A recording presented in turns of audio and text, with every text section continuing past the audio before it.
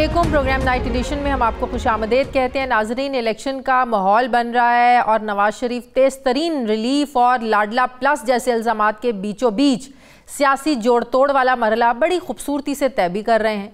एक जरदारी सब पर भारी वाला नारा जो है ये थोड़ा हल्का पड़ रहा है। मियाँ साहब इस वक्त सब पर भारी पड़ रहे हैं। अब शायद कबूलियत वो लंदन से अपने साथ लेकर आए हैं, जबकि मकबूलियत के लिए भरपूर इलेक्टेबल्स अपने साथ जोड़े जा रहे हैं। शायद यही वजह है कि पीपल्स पार्टी इनके इस वाइब्रेशन से ज़्यादा खुश नहीं है, क्योंकि ये रोज़ाना के दौरे उनके लिए चौथी बार वज़ीर आज़म बनने का जो तासुर है इसको वाज़े कर रहे हैं। पीपल्स पार्टी और मुस्लिम लीग नून चंद महीने पहले तक इत्तेहादी थे, लेकिन आज अपने अपने सियासी हिस्से पर समझौता करने को तैयार नहीं। ये वही दोनों सियासी जमातें हैं जिनके कायदीन एक ही काबीना में एक जैसे फैसले, हत्ता कि एक जैसी सोच रखते थे। ये वही दो सियासी जमातें हैं जिनमें मिसाक़ जमहूरियत हुआ, लेकिन आज दोनों लाडला बनने की दौड़ में सबकत ले जाने की कोशिश में नजर आते हैं। ये वही दो सियासी जमातें हैं जिन्होंने सारे सियासी इख्तलाफात भुलाकर इमरान खान की हुकूमत को घर भेजा, इमरान खान पर मुकदमात बने और आज लेवल प्लेइंग फील्ड का शिकवा भी पाकिस्तान पीपल्स पार्टी खुद कर रही है। ये वही दो सियासी जमातें हैं जिन्होंने मिलकर 16 महीनों की हुकूमत की, रियासत के नाम पर महंगाई जैसे मुश्किल फैसले किए और आज एक दूसरे को कारकर्दगी के ताने दे रहे हैं। बिलावल भुट्टो जरदारी ने आज फिर पेशावर जलसे में नून लीग को IGI का ताना देते हुए कहा कि पीपल्स पार्टी किसी इत्तेहाद का हिस्सा नहीं बनेगी। अगर आज भी कोई समझता है कि वो जबरदस्ती किसी को वजीर आजम बना सकते हैं, तो ये इनका गलत फहमी है। आज भी पाकिस्तान पीपल्स पार्टी मैदान में है और इंशाअल्लाह ताला हम हर किसी का मुकाबला करने के लिए तैयार है। हम किसी IGI का हिस्सा नहीं बनेंगे। हम तीर पे लड़ेंगे, तीर पे मुकाबला करेंगे और इंशाअल्लाह ताला तीर भी जीतेगा।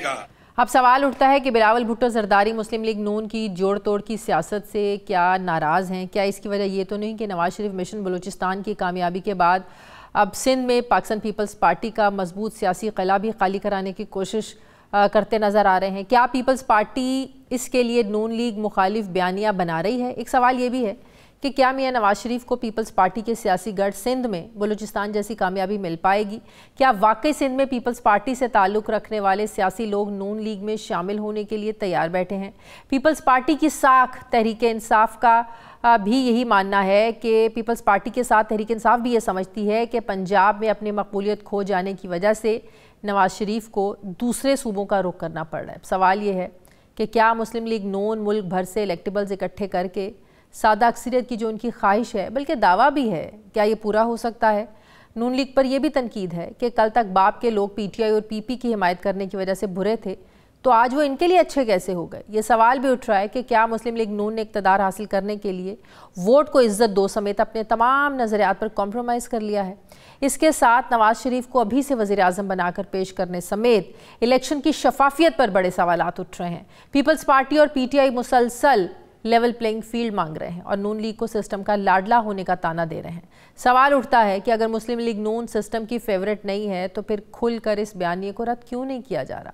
नून लीग सियासी मुखालिफिन के बयानिए को ज़ाइल करने में अभी तक क्यों नाकाम है? मैं बात करूंगी मुस्लिम लीग नून के सीनियर रहनुमा मियाँ जावेद लतीफ़ साहब मुझे ज्वाइन करें। अस्सलाम वालेकुम, बहुत बहुत शुक्रिया जावेद लतीफ़ साहब आपका। जावेद लतीफ़ साहब, पीपल्स पार्टी 16 महीनों की हुकूमत में मईशत को लेकर जितने भी मुश्किल फैसले थे आप लोगों के साथ खड़े रहे, हुकूमत में होने तक ये ओन भी करते थे, लेकिन आज सारी जिम्मेदारी नून लीग पर डाली जा रही है। बिलावल भुट्टो आज भी ये कह रहे हैं कि जो नून लीग है ये महंगाई लीग बन चुकी है। आवाम को कह रहे हैं कि अगर आपने महंगाई लीग को वोट दिया तो इस मुल्क का बड़ा नुकसान होगा। इवन कि आज उन्होंने कहा कि आप लोग तो गवर्नेंस तक करना नहीं जानते हैं, वोट की इज्जत करते हैं ना, आप लोग हुकूमत करना जानते हैं। एक्चुअली आप लोग अपनी कारकर्दगी से इतना शर्मिंदा हैं कि आप लोगों को पता ही नहीं है करना क्या है। हाँ शाजिया, बात यह है, खिदमत का भी हमारा एक माजी है, हमारा एक हमारी क्रेडिबिलिटी में ये चीज़ शामिल है कि हम जो नहीं कहते वो भी करके दिखाते हैं और जो कहते हैं वो तो करते ही हैं। और जहाँ तक वोट को इज़्ज़त दो का तल्लक है तो बात मैं जिस तरह वो करते हैं वो तो नहीं करूँगा, क्योंकि मेरा उनसे अच्छा तल्लक है, मेरे छोटे भाइयों की तरह हैं। मगर वोट को इज़्ज़त दो, पहले भी हम कहते थे, हम आज भी कहते हैं, हम आइंदा भी कहते रहेंगे, क्योंकि वोट को इज़्ज़त दो का मकसद आइन कानून की बालादस्ती को तस्लीम करना है। और आइन कानून की बालादस्ती को तस्लीम कहाँ से नहीं किया जाता था। अदारों में बैठे चंद लोग जो थे वो अब खुद को आइन से मावरा समझते थे, बुलंद समझते थे, जिसकी वजह से ख़राबियाँ पैदा होती थीं और उस अदारे के तमाम इख्तियारात जो थे वो गैर आइनी तरीक़ों से वो इस्तेमाल करते थे। अब जब एक अदारे ने ख़ुद को पॉलिटिकल कह दिया और 9-10 मई के बाद ख़ुद एहतसाबी अपने अंदर की, अपने अदारे के अंदर, जो कि हर अदारे के अंदर ख़ुद एहतसाबी का तरीक़ाकार मौजूद होने के बावजूद कभी किसी ने नहीं किया था, तो हमें उससे इत्मीनान भी हुआ और हमने समझा, और यकीनन जो सही समझते हैं और पाकिस्तानी अवाम भी उसको सही तस्लीम करते हैं कि हमारी जद्दोजहद के नतीजे में अगर अदारों ने आइन कानून के मुताबिक काम करना शुरू कर दिया तो यही हमारी जद्दोजहद का नतीजा निकलना चाहिए था जो आया। अब दूसरा अदारा, दूसरे के अदारे से भी लोगों को हमारे समेत शिकायत थी हैं कि अदारे के अंदर से इंसाफ हर एक को मिलना चाहिए। अब आ जाएं कि फैज़ाबाद धरने के हवाले से जो जजमेंट आई पिछले दिनों और फिर उस पर कमीशन बाइख्तियार बनाने की बात हुई और कमीशन को एक टाइम फ्रेम दे दिया गया। अब उसके बाद मुझे ये बताएं कि क्या मैं अपने अदारों का दुश्मन हूँ? मेरे रियासत के अदारे नहीं हैं। जिस इदारे की बात आप कर रहे हैं वो आप कुछ हो सकती है या आप उसको आज एक डिफरेंट नज़रिए से देख रहे हैं, एक अलग नज़र से देख रहे हैं। पाकिस्तान पीपल्स पार्टी इस बारे में मुख्तलिफ सोच रखती है। पाकिस्तान पीपल्स पार्टी यही तो शिकायत कर रही है कि वही सब कुछ आप लोगों के लिए आज हो रहा है जो इमरान खान के लिए, तहरीक इंसाफ के लिए होता था। आप लोगों को मुसल्लत किया जा रहा है, इसीलिए तो आपको सेलेक्टेड कह रहे हैं। तो जिस इदारे की बात कर रहे हैं वहीं से शिकायत तो पाकिस्तान पीपल्स पार्टी को है कि वही सहूलतकारी आप लोगों के लिए हो रही है, वही सब कुछ आप लोगों के लिए हो रहा है। मेरा ख्याल है ये सवाल आपका शाजिया बनता उनसे था, मगर आप मेरे से कर रही हैं तो मैं उसका जवाब इस तरह दूंगा कि अगर आप उनसे सवाल करें या वो जब बात करते हैं तो उनको चाहिए, ये मेरा मशवरा है कि अगर कोई 2018 की तरह सिलेक्शन कमेटी बनी हुई है तो उसका नाम लें। हम तो नाम लिया करते थे, हम कहा करते थे कि अदारों में बैठे फलां लोग जो हैं वो गैर आइनी काम कर रहे हैं। अगर आज भी हो रहा है, बतौर अदारा हो रहा है, तो अदारे का नाम लें। अगर अदारे में बैठ के कुछ लोग इस तरह का काम कर रहे हैं गैर आइनी, उनका नाम लिया जाना चाहिए। और जहाँ तक तल्लक है लेवल प्लेइंग फील्ड का, हाँ शाजिया, लेवल प्लेइंग फील्ड हर एक के लिए होनी चाहिए, मगर इस तरह की नहीं होनी चाहिए कि 2018, 2008 और 2002 की तरह कि मुझे आप उस प्रोसेस से बाहर रखें, नवाज शरीफ को उस प्रोसेस से बाहर रखें और कहें कि इलेक्शन होने जा रहे हैं। फिर उस इंतखाबात पे फिर एतराज़ किया जाना चाहिए था ना, उन नताइज पे एतराज़ किया जाना चाहिए था, उन नताइज को तस्लीम नहीं किया जाना चाहिए था। और क्या मैं आज ये समझूं कि ये 2018 की तरह क्या लेवल प्लेइंग फील्ड चाहते हैं कि जिस तरह हमें इलेक्शन से बाहर रखा जाए और फिर लेवल प्लेइंग फील्ड है? तो मैं उनसे माजरत से ये अर्ज करूंगा तो आप ये कह रहे हैं ये सिलेक्शन तो होती है मगर लेवल प्लेइंग फील्ड वही होती तो है कि इंसाफ के तकाजे हर एक के लिए पूरे हो। इंसाफ के तकाजे। तो आप ये कह रहे हैं 2018 में जो ज्यादतियां, जो गलतियां हो चुकी, जो नवाज शरीफ के साथ हुआ, वो ज्यादतियां, गलतियां अब दोहराई नहीं जानी चाहिए किसी के भी साथ। मैं कहता हूं किसी पीटीआई के चेयरमैन तो क्या, किसी पाकिस्तानी शहरी के साथ भी ऐसा नहीं किया जाना चाहिए जो हमारे साथ हुआ है। मगर मेरी आपसे गुजारिश है कि जो ये लेवल प्लेइंग फील्ड आज मांग रहे हैं कुछ दानश्वर हल्के, कुछ तजिया नगार, कुछ एंकर साहबान और कुछ सियासी जमातें, उनकी खिदमत में ये मेरी गुजारिश ज़रूर है कि मुझे ये सिर्फ बता दें कि 9-10 मई के मास्टरमाइंड हों या फैज़ाबाद धरने के या 2017 का फैसला करवाने के मास्टरमाइंड या 2014 का धरना दिलवाने वाले, क्या इंसाफ के तकाजे इलेक्शन से पहले वो पूरे नहीं होने चाहिए? क्यों नहीं होने चाहिए? ताकि दूध का दूध पानी का पानी हो।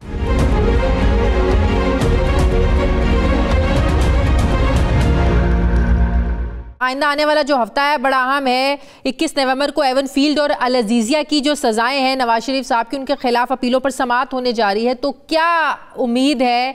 जाहिर है अगर नवाज शरीफ के हक में फैसला आता है तो 8 फरवरी को होने वाले जो इंतखाबात हैं उनका रास्ता साफ हो जाएगा। जाहिर है वो आसानी से इलेक्शन में हिस्सा ले सकेंगे। लेकिन सवाल मेरा ये है कि अब की बार इंसाफ की कितनी उम्मीद है आप लोगों को? देखें शाजिया, ये आपने जुमला अच्छा कहा कि कितनी उम्मीद है इंसाफ मिलने की, क्योंकि बदकिस्मती ये है कि अगर 6 साल बाद मेरा केस सुनने के लिए अभी फिक्स हो रहा है तो उस पे भी मुझे कहा जाता था कि और उन ख़ास हलकों की जानिब से, उन ख़ास लोगों की जानिब से जो एंटी अदारा हैं, एंटी अदारे की बात कर रहा हूँ, वो उनका उन पे गुस्सा निकालने की जगह हमें फिक्स कर लेते हैं, हम पे वो सारा गुस्सा निकालते हैं, इसलिए कि पाकिस्तान स्टेबल ना हो सके। क्योंकि पाकिस्तान स्टेबल होगा तो अदारे भी स्टेबल होंगे, क्योंकि अदारे स्टेबल होंगे तो पाकिस्तान के अंदर आइन कानून की बालादस्ती और इंसाफ के दरवाजे खुलना शुरू होंगे। अब आ जाएं, जो आप बात कर रही हैं, 2 माह पहले तक ये लोग भी यही बात किया करते थे जो आज शाजिया ज़िशान बात कर रही हैं कि इंसाफ की कितनी उम्मीद है। उस वक्त वो भी यक ज़ुबान ये बात किया करते थे कि नवाज शरीफ को इंसाफ नहीं मिल रहा। चलें, आज कुछ कमी आई उनकी अपनी ज़रूरतों के पेश नज़र, मगर मैं समझता हूँ कि कोई शख्स इंसाफ के मेंबर पे बैठा हो तो खुदा के फजलो करम से 1% भी कोई नहीं कह सकता कि नवाज शरीफ बरी नहीं होंगे, इसलिए कि नवाज शरीफ के साथ हुई ज़्यादती सारी दुनिया में कोई ऐसा कानून, कोई ऐसी अदालत नहीं है जो बेटे से तनख्वाह ना लेने पे किसी को तायात ना हेल्प कर दे। जावेद लतीफ़ साहब, पहले नवाज शरीफ साहब ने कहा कि अदम एतमाद के बाद जब हुकूमत बनाई तो हमने तकरीबन 1.5 महीने बाद ये फैसला कर लिया था कि हम असम्बलियाँ डिज़ोल्व करेंगे। शहबाज शरीफ साहब ने ये फैसला कर लिया था, तकरीर तैयार थी, सबको एतमाद में ले लिया गया था, सबको पता था, सब कुछ तैयार था। लेकिन उधर से इमरान खान ने लॉन्ग मार्च का अल्टीमेटम दे दिया। तो हम तो अल्टीमेटम के सामने खड़े होने वालों में से हैं, हम कोई डरने वालों में से नहीं हैं, तो लिहाजा ये सारा फैसला वापस हुआ। क्या वाकई सब कुछ ऐसा था? क्यों इतना सीरियस लिया आपने इमरान खान का जो लॉन्ग मार्च था, उस चैलेंज को? आपको नहीं लगता कि अगर वो असम्बलियाँ डिज़ोल्व करने का फैसला आप लोग बरकरार रखते तो 16 महीनों में जो इतने मुश्किल फैसले किए, फिर महंगाई का ज़ाहिर है अब आप लोगों को बोझ उठाना पड़ेगा, आप लोगों को अपनी कहीं ना कहीं आप कॉम्प्रोमाइज करना पड़ेगा, पे ऑफ करना पड़ेगा इंतखाबात में। जाहिर है अब तो पीपल्स पार्टी भी आप लोगों को मौरूद इल्ज़ाम ठहरा रही है, वो कह रहे हैं महंगाई लीग, अवाम भी आप लोगों से पूछेगी। तो क्या ये बेहतर ना होता कि आप लोग असम्बलियाँ डिज़ोल्व करने का जो फैसला था उसको बरकरार रखते? इतना सीरियस ले लिया आपने इमरान खान के लॉन्ग मार्च के चैलेंज को? उसकी 2 वजूहात थी। नंबर 1 तो जो आप खुद कह रही हैं कि इतने मुश्किल फ़ैसले आपने 16 माह में किए और अपनी मकबूलियत गंवाई, जिसका खमियाजा आपको इंतखाबात की शक्ल में भुगतना पड़ सकता है, तो आपने ये क्यों किया? रियासत की जो जमातें होती हैं, जो कौमी जमातें होती हैं, वो रियासत पे कुर्बान होने के लिए बनती हैं, जिस तरह हमने कुर्बानी दे के दिखाई। जहाँ तक आपके सवाल का पहला हिस्सा है कि इमरान खान की ज़िद के आगे आपने क्यों फिर कहा कि हम कमान संभालते हैं, उसकी वजह यह है कि जो सहूलत कारी उसको मैसर थी और जिस तरह वो सारे लोग मिल के उसको खड़ा कर रहे थे, उस वजह से उनके सामने खड़ा होना वक्त की ज़रूरत थी, ताकि कौम को पता चल सकता कि पाकिस्तान के अदारों में बैठे लोग कुछ जो हैं वो किस तरह कौन सहूलत उस वक्त कर रहा था, किसने सहूलत करी? जी मैं अर्ज़ कर रहा हूँ, इमरान खान की सहूलतकारी थी, और वो उस ऐलान के बाद भी उसको मैसर रही, और वो 9-10 मई तक एक ख़ास अदारे के अंदर से मौजूद रही। जब उन्होंने अपने अदारे के अंदर ख़ुद एहतसाबी की तो सज़ाएँ जब दी तो वो चीज़ें सामने आईं। दूसरे अदारे के अंदर भी मौजूद थी हैं, मगर दूसरे अदारे ने जब फैज़ाबाद धरने के हवाले से जो जजमेंट थी उस पर कमीशन बनाया और उस वहाँ से काम शुरू किया, और इतना पावरफुल बाइख्तियार कमीशन को कर दिया कि वो जो सहूलतकारी उस वक्त होती थी, जावेद लतीफ़ साहब, अगर वाकई सहूलतकारी होती 25 मई को जो तहरीक इंसाफ का हाल किया गया, जब वो लॉन्ग मार्च के लिए निकले, लोगों को तो घरों से निकलने ही नहीं दिया गया। अगर वाकई पीछे से कोई सहूलतकारी कर रहा था, इमरान खान को सहूलतकारी मिल रही थी, तो फिर ये हाल ना होता जो 25 मई को तहरीक इंसाफ का हुआ। फिर सहूलतकारी करने वाले मंजिल तक पहुंचा के आते। ये कैसी सहूलतकारी थी कि इतना बुरा हाल हुआ उनका 25 मई को? देखें मंजिल जो उसकी थी वो 9-10 मई को नज़र आ गई। ये ज़रूरी नहीं होता कि आप किसी को मारने की मनसूबाबंदी घर से करके निकलें और कामयाब होकर ही आएँ, कत्ल करके ही आएँ।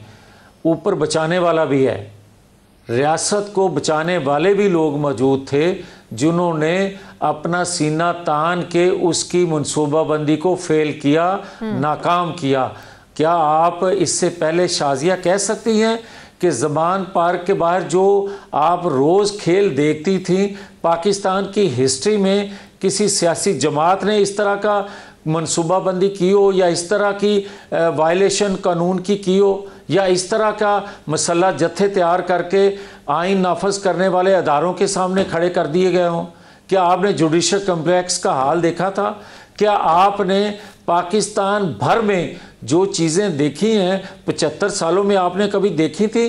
रियासत की ईंट से ईंट बजाते हुए सियासतदानों के रूप में किसी को नहीं देखा था।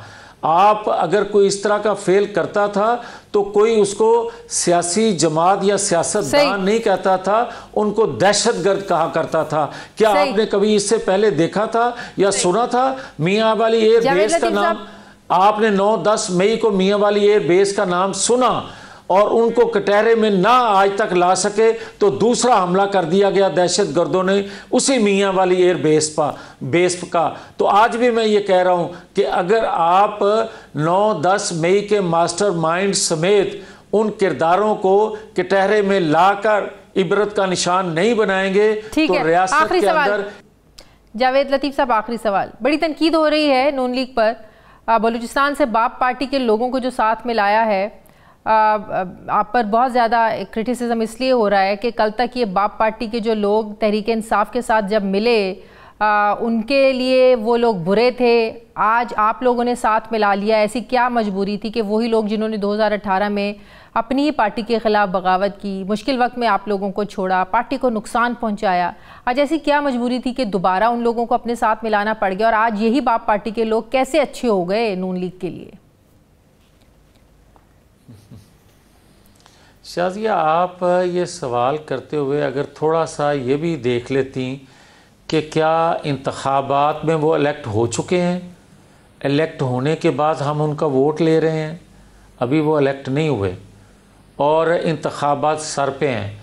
अगर हम में से उनको कोई सियासी सपोर्ट मिल सकती है, कोई वोट हमारे टिकट से इजाफा उनके वोटों में हो सकता है, यकीनन हर कैंडिडेट का ये ख्वाहिश होती है, यकीनन हर जमात की ये ख्वाहिश होती है कि उसको टिकट दिया जाए जो अपने भी असर रसूख हल्के में रखता हो। तो आप मुझे ये बताएं कि अगर तो इंतखाबात के बाद ये चीज़ें आपको नज़र आती तो ये आपके सवाल जायज़ थे, और अगर इंतखाबात से पहले कैंडिडेट भी और जमात भी रिस्क ले रही है इस बात का कि उस वक्त जो कुछ भी जिन्होंने करवाया था वो गलत था और कौम को इस चीज़ का इल्म हो चुका है, इस चीज़ का इदराक हो चुका है कि उनके साथ करने वाले कौन थे और किस तरह करवाया गया। आज तो सब आज़ाद है, अपनी आज़ादी से कोई ज्वाइन कर रहा है तो मेरा ख्याल है उस पे दरवाजे बंद नहीं किए जा सकते। बहुत शुक्रिया मुस्लिम के सीनियर रहनुमा मियां जावेद लतीफ़ साहब मेरे साथ थे। मुझे ब्रेक लेनी है नाज़रीन, वापस आते हैं वक्फे के बाद।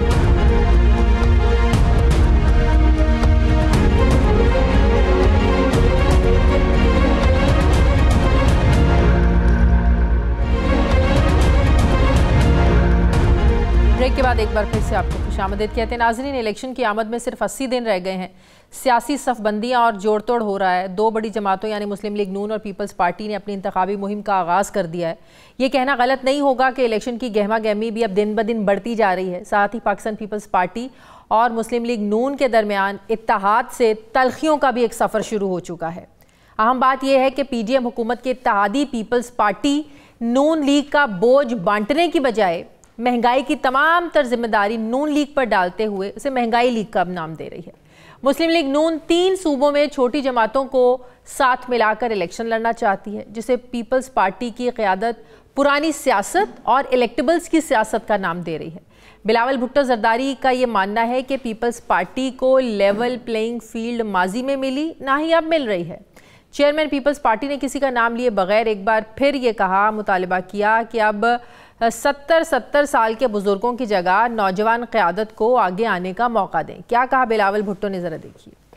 ये 70 साल के सियासतदान से हमारा मुतालबा है आप कि घर बैठे मस्जिद में बैठे दुआ करें मुल्क के लिए। मैं आपसे पूछता हूं, इससे बेहतर नहीं है कि किसी को आपने अगर चौथा दफा वजीर आजम बनाने के बजाय पाकिस्तान का नौजवान नस्ल के लिए रास्ता बनाएं ताकि हम इस मुल्क की नुमाइंदगी कर सके और इस मुल्क के तमाम मसाइल हल कर सके। अब यहाँ सवाल ये पैदा होता है कि 70 साल के बहुत से बुज़ुर्ग सियासतदान तो पीपल्स पार्टी में भी मौजूद हैं, तो क्या बिलावल भुट्टो उन्हें भी रिटायर्ड करने की बात कर रहे हैं? बात करें अगर मुस्लिम लीग नून की, तो वो पीपल्स पार्टी की तनकीद को खातिर में नहीं ला रही है और बलूचिस्तान, सिंध और KP में सियासी इत्तेहाद और सीट एडजस्टमेंट करके अपनी गिरफ्त मजबूत करती नज़र आ रही है। राना सनाउल्लाह ने तो इलेक्शन में पंजाब से सीटें जीतने का दावा ऐसे कर दिया जैसे कोई मुकाबिल है ही नहीं उनके। क्या कहा राना सनाउल्लाह ने, ज़रा देखिए। पाकिस्तान मुस्लिम लीग नून पंजाब की 141 सीट्स जो है, हमारा एक जो सरसरी जायज़ा है उसके मुताबिक राउंड अबाउट 120 और 25 के करीब सीटों पे हम कामयाबी पंजाब से हासिल करेंगे इंशाअल्लाह ताला। सिंपल और अपनी पार्टी की मेजॉरिटी से पाकिस्तान में हुकूमत PMLN जो है वो बनाने जा रही है। अब सवाल यह है कि अगर नून लीग को पंजाब से इतनी बड़ी लीड का यकीन है तो PTI और पीपल्स पार्टी की फिर सूबे में पोजीशन क्या है? अगर तहरीक इंसाफ को इलेक्शन में लेवल प्लेइंग फील्ड मिल गई तो क्या पंजाब में 125 सीटें किसी दीवाने का ख्वाब तो नहीं बन जाएगा? सवाल ये भी है कि पीपल्स पार्टी क़यादत को KP में इख्तलाफात का भी सामना है। ऐसी सूरत हाल में सिंध से बाहर पीपल्स पार्टी कितना कामयाब हो सकती है? मैं बात करूंगी पाकिस्तान पीपल्स पार्टी के रहनुमा सैयद हसन मुर्तज़ा साहब से। अस्सलाम वालेकुम, बहुत बहुत शुक्रिया हसन मुर्तज़ा साहब आपका। हसन मुर्तज़ा साहब, आज जावेद लतीफ़ साहब मेरे प्रोग्राम में थे, मैंने उनसे पूछा कि पाकिस्तान पीपल्स पार्टी को ये क्यों लग रहा है, ये क्यों बिलावल भुट्टो बार बार ये बात कर रहे हैं कि नवाज शरीफ को, नून लीग को बिल्कुल ऐसे ही मुसल्लत किया जा रहा है जैसे 2018 में तहरीक इंसाफ के लिए जो सहूलतकारी हुई अब वो नून लीग के लिए हो रही है। तो जावेद लतीफ़ साहब ने जवाब दिया कि पीपल्स पार्टी सिर्फ ये तासुर क्यों दे रही है, नाम लेना। अगर बिलावल भुट्टो साहब को लग रहा है कि हमें मुसल्लत किया जा रहा है, नवाज शरीफ को मुसल्लत किया जा रहा है, तो आप नाम क्यों नहीं लेते हैं कि मुसल्लत कौन कर रहा है? उन्होंने मुझे ये कहा कि हम तो बाकायदा नाम लेते थे, जब हमारे साथ ज्यादती हो रही थी तो हमने बाकायदा उन लोगों के नाम लिए कि कौन कौन हमारे साथ ज्यादती कर रहा है। तो बिलावल भुट्टो को भी चाहिए कि नाम लें कि कौन हमें मुसल्लत कर रहा है। देखें, बहुत शुक्रिया जी, आपने मुझे मौका दिया। जावेद लतीफ़ साहब भी बड़े सीनियर पार्लियामेंटेरियन हैं और राना सनाउल्लाह साहब भी बड़े सीनियर हैं और सियासी कारकुन थे, पाकिस्तान पीपल्स पार्टी के साथ भी रहे। गुजारिश ये है कि जावेद लतीफ़ साहब को शायद इस चीज़ का इल्म नहीं है कि पाकिस्तान पीपल्स पार्टी ने कभी इदारों को कमज़ोर नहीं किया। ये बच्चे को पता है कि कौन लाता है और कौन ला रहा है। पीपल्स पार्टी को उसके कहने की जरूरत नहीं है। पीपल्स पार्टी सिर्फ और सिर्फ ये कहती है कि हम आपको उस वक्त भी ये कहते थे कि आप ऐसी रिवायात ना कायम करें जिसकी कल को आपको सजा भुगतनी पड़े। पीपल्स पार्टी की कैरेक्टर असैसिनेशन हुई, पीपल्स पार्टी के खिलाफ मुकदमात बने, पीपल्स पार्टी छोटा करने के लिए उसमें डेंट डाले गए। 2013 में पीपल्स पार्टी को तोड़ा गया, 2018 में पीपल्स पार्टी को तोड़ा गया, 2002 के अंदर पीपल्स पार्टी को तोड़ा गया। कभी पैट्रियट बना दिए गए, कभी फॉरवर्ड ब्लॉक बना दिए गए। पीपल्स पार्टी के खिलाफ नो कॉन्फिडेंस में इंतहा पसंदों की रकूम भी खर्च हुई। क्यों नहीं असगर खान केस का जो फैसला है उस पर मनोअन अमल करवाया जाता। आज अगर ये की जा रही है कि हम 120 से 125 सीटें लेंगे 141 में से, तो जनाब ये किसको आप धोखा देने की कोशिश कर रहे हैं? ये आज आप किसको गुमराह कर रहे हैं? कल तो इमरान खान गुमराह करता था इस मुल्क के नौजवानों को, आज कौन गुमराह कर रहा है? शायद उनके कॉन्फिडेंस के पीछे ये वजह है कि पाकिस्तान तहरीक इंसाफ की लीडरशिप तो जेल में है, कुछ लोग छोड़ के, बल्कि काफी लोग छोड़ के आईपीपी में शामिल हो गए हैं। शायद उनका टिकट लेने वाला कोई नहीं है या उनको कैंडिडेट ही नहीं मिलेंगे, तो पाकिस्तान तहरीक इंसाफ तो हुई साइड पे और पाकिस्तान पीपल्स पार्टी की पोजीशन वैसे ही पंजाब में कमजोर है। शायद इसकी ये वजह है कॉन्फिडेंस की कि 125 सीटें ले लेंगे। देखिए, मैं कोई तहरीके इंसाफ का स्पोक्स पर्सन नहीं हूं या मैं कोई उनकी फेवर की बात नहीं कर रहा। जब शहीद जुल्फकार अली भुट्टो को फांसी दी गई थी, जब बेगम नुसरत भुट्टो जेल में थी, जब मोहतरमा बेनजीर भुट्टो जेल में थी, क्या पीपल्स पार्टी खत्म हो गई थी? पीपल्स पार्टी खत्म नहीं हुई थी। उनके कारकुन, उनके जियाले सड़कों पे थे, कोड़े भी खाते रहे, जेलें भी काटते रहे, किले भी काटते रहे, जिए भुट्टो की सदाएं बुलंद करते रहे। इस तरह से पार्टियां या इस तरह से सियासी कारकुन खत्म नहीं हो जाते। आप वक्ती तौर पे उन्हें दबा सकते हैं, उनकी क़यादत कुचलने की कोशिश कर सकते हैं, लेकिन वो खत्म नहीं होती चीजें। ये आप इस मुल्क के साथ ज्यादती कर रहे हैं, आप इस मुल्क के नौजवान के साथ ज्यादती कर रहे हैं।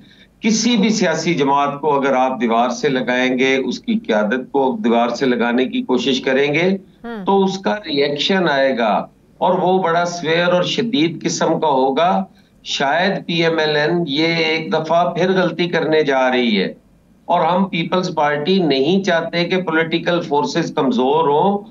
हम चाहते हैं कि वो मैदान में रहें, मैदान में। क्या कल को पाकिस्तान पीपल्स पार्टी हुकूमत का हिस्सा नहीं बनेगी? अगर इत्तेहादी गवर्नमेंट बनती है, कॉलिशन गवर्नमेंट बनती है, पीपल्स पार्टी की ज़रूरत होती है विफाक में, तो क्या आप उस हुकूमत का हिस्सा नहीं बनेंगे? फिर आप ये ऐलान करें कि हम लोग ऐसी हुकूमत का हिस्सा बनेंगे नहीं जिसको मुसल्लत किया जा रहा है।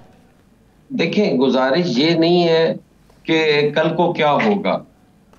इस मुल्क के साथ जो कुछ होता रहा है या जो कुछ होने जा रहा है, पाकिस्तान पीपल्स पार्टी उससे उसको निकालने की और बचाने की कोशिश पहले भी करती रही है और आइंदा भी करती रहेगी। अगर कोई मुल्की मफाद में हमें सख्त फैसला भी लेना पड़े तो पीपल्स पार्टी ने लिया है। और आज जो हमें बार बार ये ताना सुनने को मिलता है कि पंजाब के अंदर पीपल्स पार्टी कमजोर हो गई है, तो उसकी वजह भी यही है कि हमने हमेशा रियासत बचाई है, हमने सियासत नहीं बचाई। तो इसका मतलब है जो भी मईशत के हवाले से सख्त फैसले थे उनकी सारी जिम्मेदारी नून लीग पर है, पाकिस्तान पीपल्स पार्टी पर नहीं है। जी, उन पे बनती है। तो ये तो फिर तासुर ये बन रहा है ना कि शायद पाकिस्तान पीपल्स पार्टी अपने वोट बैंक को स्ट्रॉन्ग करने के लिए अब इससे निकलना चाह रही है, क्योंकि जब आप लोग हुकूमत में थे हम सवाल करते थे सख्त फैसलों के बारे में, महंगाई के बारे में, तो आप लोग हमेशा यही कहते थे कि रियासत को बचाने के लिए करना पड़ते हैं और सारे फैसले कैबिनेट में होते थे ना, काबीना का मुतफक्का फैसला होते थे ना सारे।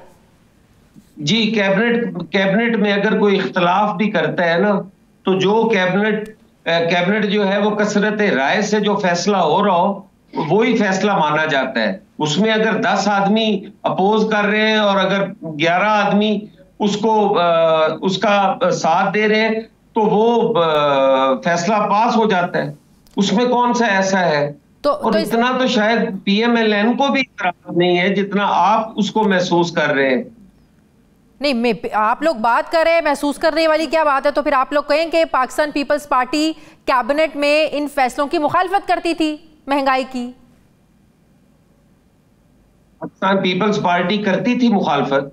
पाकिस्तान पीपल्स पार्टी ने तो 1000 दफा कैबिनेट मीटिंग के बाद कहा है कि यह फैसला गलत है, ये नहीं होना चाहिए।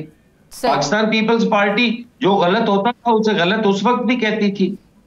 ठीक है, बहुत शुक्रिया। पाकिस्तान पीपल्स पार्टी के रहनुमा सैयद मुर्तज़ा साहब मेरे साथ थे, बहुत शुक्रिया आपका। मुझे ब्रेक लेनी है नाज़रीन, वापस आते हैं वक्फे के बाद।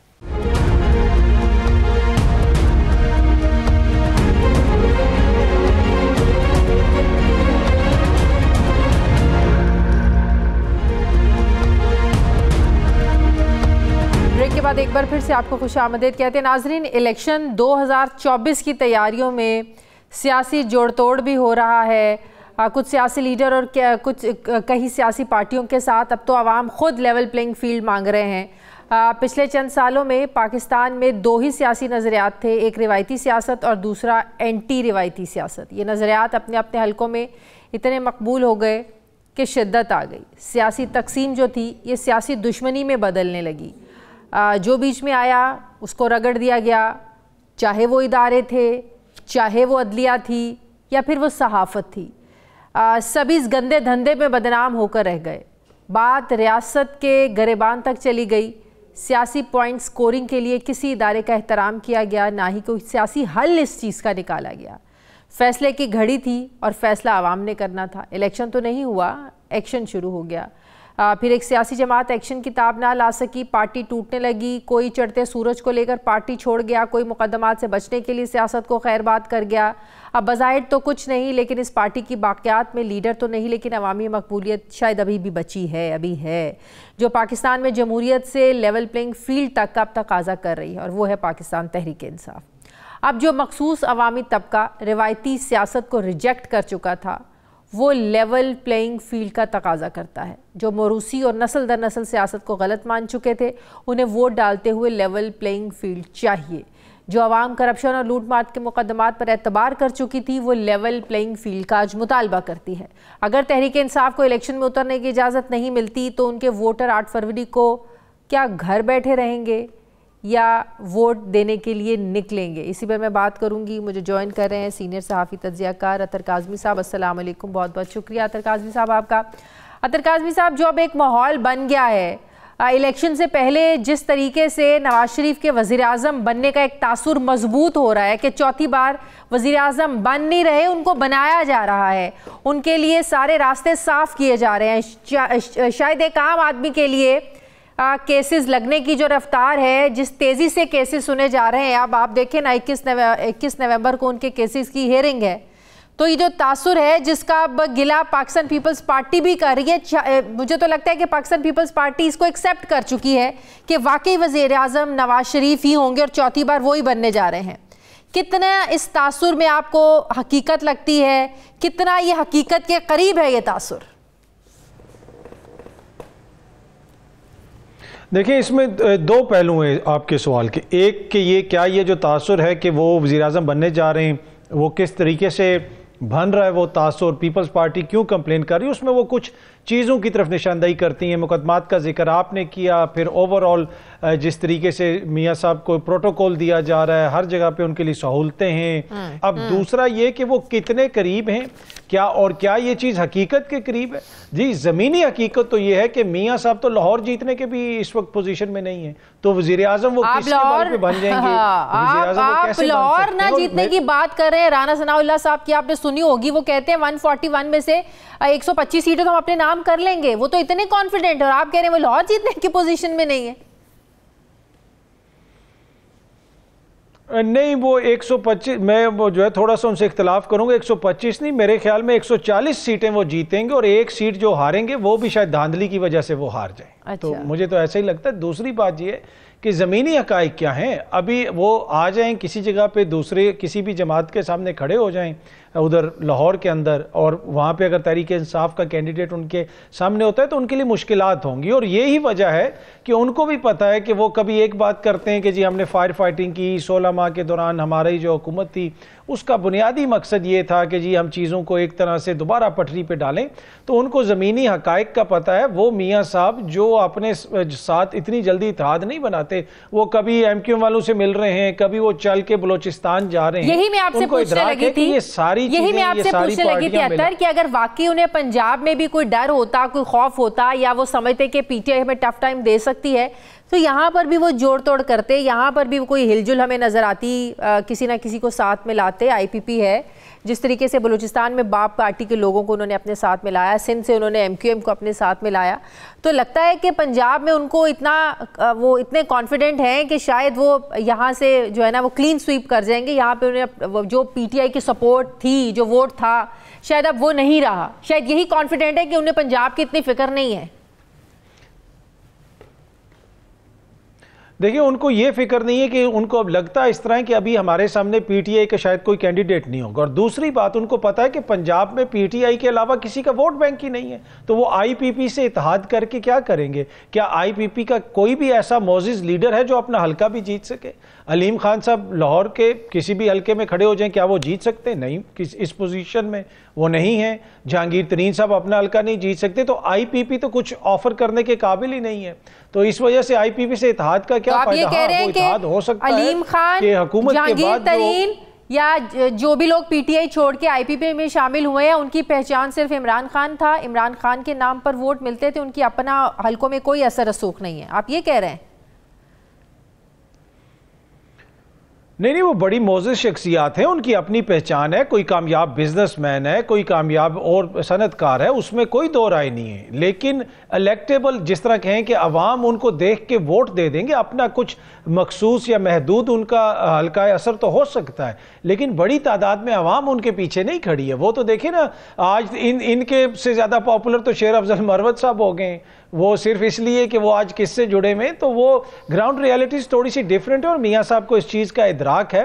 और इसी वजह से वो ये कहते हैं कि ये तासुर ख़त्म किया जाए जो पीपल्स पार्टी हम पे इल्ज़ाम लगा रही है और पीटीआई वाले इल्ज़ाम लगा रहे हैं। वो तो कह रहे हैं ना कि हमारे साथ तो ज्यादतियों का अगर अजाला हो रहा है तो इसे मुसल्लत करने का नाम ना दिया जाए, इसे सिलेक्शन का नाम ना दिया जाए। वो कह रहे हैं हमारे साथ ज्यादतियां हुई थी, तो अब अजाला हो रहा है, तो अब क्यों मसाइल हो रहे हैं दूसरी पार्टियों को? देखिए, ज्यादतियों का इजाला आइन और कानून के तहत होता है ना। आप किसी दूसरे के साथ ज्यादती करके आप अपनी ज्यादती का इजाला तो नहीं कर सकते। मियाँ साहब के साथ अगर किसी ने ज्यादती की थी तो आइन और कानून मौजूद है। अब जिस किस्म का अजाला उनके साथ हो रहा है, वो ऐसा अजाला तो हमने कहीं नहीं देखा। और ये भी एक बिल्कुल जो बयानिया है जी मियाँ साहब के साथ बहुत ज्यादती, यकीनन किसी न किसी जगह पे उनके साथ ज्यादती हुई होगी। अब इशू ये है कि यहाँ पे कभी मियाँ साहब के साथ ज्यादती होती है, कभी किसी और के साथ होती है, और इस वक्त ऐसे लग रहा है कि जैसे मियाँ साहब और पीपल्स पार्टी वाले एक दूसरे के खिलाफ बयानात तो दे रहे हैं, लेकिन मुझे ये लगता है कि ये इंतखाबात के बाद मिल के हुकूमत बनाएंगे कि दोनों जमातें इस पोजीशन में नहीं है कि वो अकेली हुकूमत बना सके। आप देखें ना, 2013 का जो इलेक्शन था वो बिजली लोड शेडिंग पर लड़ा गया, 2018 का करप्शन पर लड़ा गया, अब 2024 का जो इलेक्शन है ये अगर महंगाई पर ही लड़ा जाता है, तो जिस तरह पाकिस्तान पीपल्स पार्टी अपने आप को बिल्कुल अलग कर रही है, नून लीग को महंगाई लीग का नाम दे रही है, आपको लगता है इतना आसान होगा इस चीज़ से निकलना पाकिस्तान पीपल्स पार्टी के लिए? सारे फैसलों में जब आप 16 महीने उनके साथ खड़े रहे, तो आसानी तो नहीं हो सकती आपके, क्या आप इतनी आसानी से निकल जाएं? जी देखें, ये बयानिया कोई बाशऊर सियासी वर्कर तो ये मान सकता है कि वो पीपल्स पार्टी वाले नून लीग को महंगाई लीग कह रहे हैं, कि ये ऐसा बाशऊर सियासी वर्कर हो जो एक बिरयानी का डब्बा खा के प्राडो के आगे नाच रहा हो, वो तो ये मान सकता है। लेकिन जिसको ये कल्ट कहते हैं, पढ़ा लिखा नौजवान, पढ़ा लिखा शहरी, जिसके सामने सब कुछ है, उनको याद नहीं है कि बिलावल साहब उस वक्त तो पार्लियामेंट में खड़े होकर कहते थे कि शहबाज शरीफ साहब मेरे ज़्यादा वज़ीर आज़म हैं, और उसी शहबाज शरीफ साहब की हुकूमत के अंदर बिलावल साहब ने जहाज का इंजन ठंडे नहीं होने दिया, पूरी दुनिया फिरते रहे। तो अभी उनके ऊपर तनकीद बनती नहीं है, आवाम को पता है कि ये क्या करते रहे और मिल के करते रहे, अच्छा हुआ या बुरा हुआ, क्रेडिट दोनों जमातों को जाता है, इतनी जल्दी ये जान नहीं छुड़वा सकते। तो आपको लगता है कि आने वाले जो भी हुकूमत होगी, अगर कोalition गवर्नमेंट बनती है तो पाकिस्तान पीपल्स पार्टी उसका हिस्सा बनेगी? ऑल्दो आज बिलावल भुट्टो ने कहा है कि हम किसी IGI का हिस्सा नहीं बनेंगे, जो माजी में 1986 में हो चुका है, हम उसका दोबारा हिस्सा नहीं बनेंगे। ये तो IGI प्लस का हिस्सा रहे, वो जो जिस तरीके से हुकूमत गिराई गई और राजा रियाज अपोजिशन लीडर थे और जिस तरीके से सहूलतकारी स्पीकर साहब ने की कि इसके इस्तीफे मंजूर करेंगे, उसको वापस नहीं आने देंगे। ये तो सारा जो जमहूरियत का मेला इन्होंने सिंध हाउस में जिसका इनेकाद किया था और वहाँ से फिर वो जमहूरियत फूली वो 16 माह हमारे सामने है। तो मेरे ख्याल में ये सियासी एक तरह से वो रेटरिक तो हो सकता है, जो इनका किरदार है सियासी वो तो सबके सामने है। बहुत बहुत शुक्रिया नाज़रीन, प्रोग्राम हो गया, फीडबैक दें, अपना ख्याल रखें, मुझे इजाज़त दें, अल्लाह हाफ़िज़।